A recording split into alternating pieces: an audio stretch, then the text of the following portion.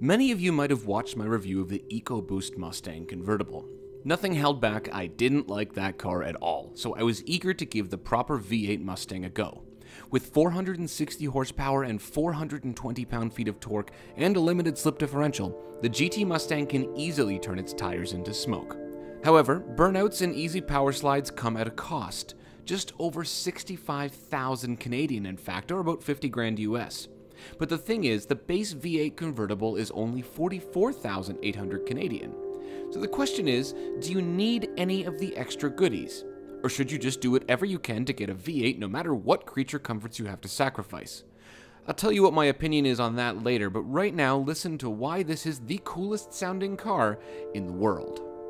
Okay, no, it's not actually the coolest sounding car in the world, but when you're driving it, you won't care, because it certainly sounds like it. It really, really does.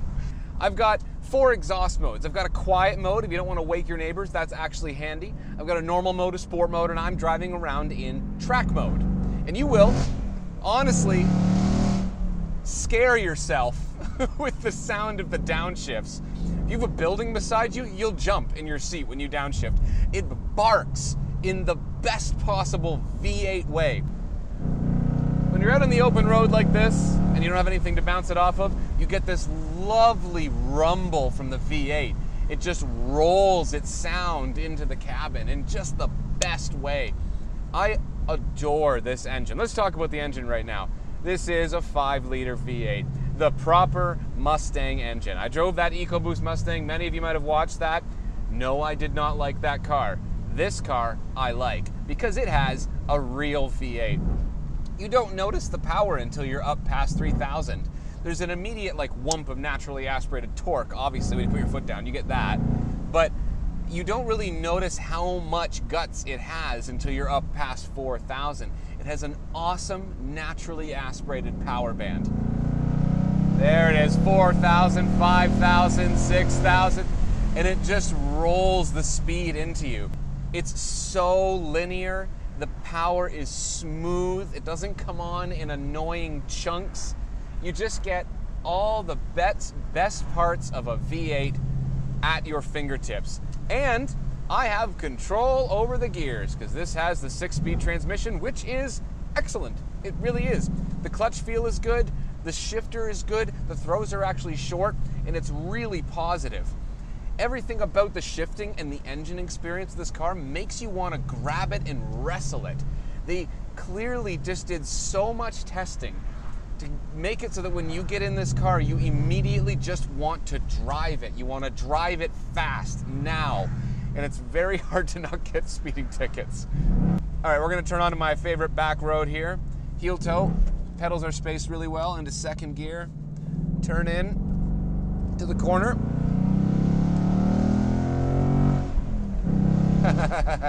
We have, let's put it in Sport Plus mode. That puts the engine in sport, the steering in sport, the exhaust in sport, and the dampers in sport. And I've got my launch control set to 4,500 RPM. I can go in and I can change where I want the launch control. So this quiets down the exhaust a little bit. So if I'm in an area where there's houses like there are right now, I'm not going to get arrested because track mode is genuinely so loud. It's so good. Okay, anyway, back to the car. So the driving experience is so engaging. It really, really is. This is just such a fun car to drive. I know you hear me say cars, oh, that's really engaging. Oh, the steering feels good. It's just fun. This is just a good car. I have no problems with the way this thing drives. All right, how does it feel on a back road like this? When you have the steering in sport mode, there's actually a fair amount of weight to it. The steering ratio feels pretty quick, and you can get the car turned in really smoothly. The front end feels really flat. You can feel how big the car is, but it doesn't give away to its size that bad. Carving up a back road, oh, that's just wonderful. That engine, that exhaust note is just glorious. Bye-bye, pigeons. Oh, it's just... This is a fun car to carve up a back road. MagneRide suspension is fantastic. For some reason, I have no idea why, the MagneRide suspension feels better in this than it did in that EcoBoost Mustang that I have. The car feels more composed. I don't know if they tune it differently in the GT. Whatever it is, I still get a little bit of that unruly Mustang back end if you go over a bump in the middle of a corner. And the limited slip differential has a tendency to hook up those wheels, and if you're not careful with the throttle, you will end up on YouTube. Not like this. Speaking of YouTube, make sure you subscribe, because if you do, I will put my foot down in a Mustang in track mode. Did you? Okay, you get it either way.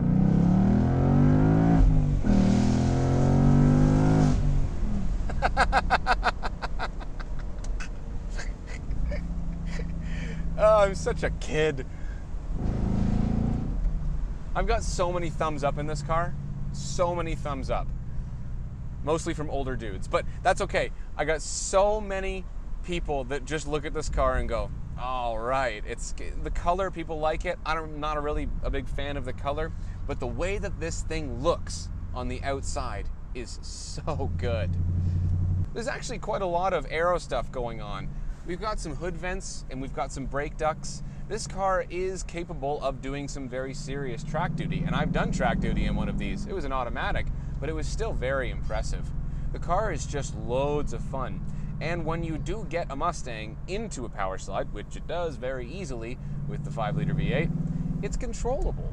The diff works well, the throttle is just right there for you when you need it. You don't have to wait for any turbos to give you power so that you can balance the throttle. You can just kind of feather the throttle with your right foot, and you can keep yourself in a perfect smooth slide. So as I said, the front end and the steering of this car is really excellent. The shifter is excellent, the clutch is excellent, the throttle response is excellent, the engine is excellent. The driving experience of the Mustang GT is bang on. This is what you want. No, it doesn't feel like a Miata. If you're looking for that kind of Miata feel, then you need to go buy a Miata. If you're looking for something that's a little bit more exciting, a little bit more, how do I say it? You have to set this car up for a corner, okay? A Miata, you can chuck into the corner and just kind of deal with it, and you can slide it around and it's nothing, it's easy. A Mustang will bite you if you don't do it right. So it really rewards good driving. You do have to get the car turned in at the right time. You have to set it up. You have to find the grip in the front tires. You can use the throttle to rotate these cars because it has enough torque. And that makes it a really rewarding driver's car. Now, I know that not everybody wants a Mustang. Not everybody likes Mustangs, especially people that like Camaros. However, you have got to admit, you can't tell me, oh, the Mustang isn't a good car. Shh, you're wrong. This is a fantastic car. Oh, the Camaro's amazing too. I've driven the SS1LE. But listen.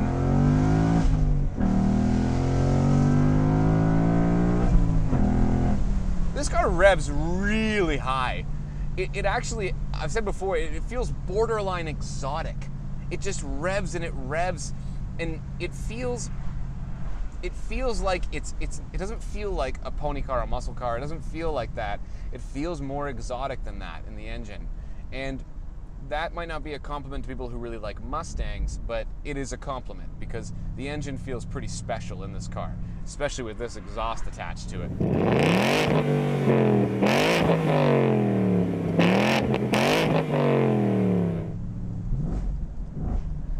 The digital dash is amazing. I love it. I talked about it in my EcoBoost Mustang review, and I think it's perfect. It's not laggy, it's easy to navigate. Just about the only downside to it is that if you want to switch between the screen that shows you what your settings are for your drive modes and like a fuel economy monitor, you have to go back into a menu and then select it and then come back out. You can't just toggle through, as far as I've found anyway. But otherwise, you can select different colors for modes. You can select different screen styles. So right now I'm in sport mode, so I've got kind of like a half gauge that kind of runs my my tack across the top of the screen, which I think looks fantastic. The speed and my revs are read out to me in bright digital letters. It's easy to read. That's good. The rest of the car is easy to live with. The driving position is a little bit kind of classic car-ish, probably intentionally. I don't really like it. I would have the seat lower, and I would have the steering wheel come out more, a little bit higher and more at me. Kind of feels like it's coming out of the car this way. However, everything else is within reach, and the gear selector is in a really good spot. I can reach the climate controls, which are easy to operate. This model has cooled seats, which is really nice, and I have Apple CarPlay, which works fine, and I like Ford's infotainment. It's simple to navigate, it looks okay, it gets the job done. That's fine. The materials in the inside of the Mustang are not amazing. They really aren't. I've had a lot of people yell at me because I'm being too hard on American interiors. I am, because they're not as good. But I mean, to be perfectly honest with you, you're not really paying attention to it. Yeah, the leathers feel cheap. Yes, this is soft touch, but it feels cheap. It feels like a cheap material. It feels like you could go to a fabric store and get that exact material in the discount bin. But the interior still feels cool enough that you don't care because of the V8. See where I'm going with this? That's kind of how I view this car. Pretty much any issue with it that I have, like the top is kind of weird. It doesn't beep when you retract it all the way. It's got like this rudimentary handle to lock it. I don't know. Like little things like that, I don't care in this one. I cared in the EcoBoost because the engine didn't make up for it. The engine makes up for it in this car. The whole driving experience does. The brakes are good too. They're not quite as powerful as I would like. This is on Michelin PS4s, which are a grippy tire, but they have had some issues with overheating from what I've read and experienced myself. So, I mean, if you were going to do full-on track duty with this car, you'd probably get your own tires anyway. You get some new wheels and whatever you're going to do. But as it stands right now, with a whole host of track apps, including a drag mode, launch control, and all that stuff, this thing is ready to go to the track right now. And it will do a good job. You will have a good time. And when I'm just cruising around in 6th gear on a back road with the top open, I'm happy. So this car does a very good range of things. Yes, it is expensive.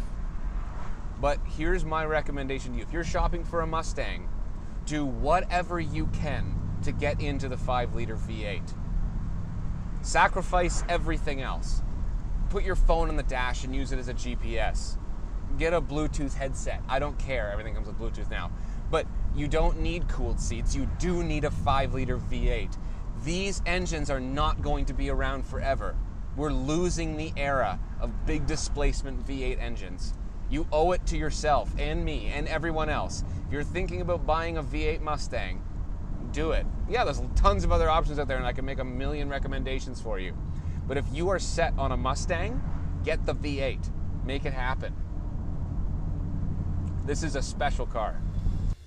So yes, I do think instead of getting a fully loaded EcoBoost, you should buy a base GT, because you can live without cooled seats, but you can't live without that V8.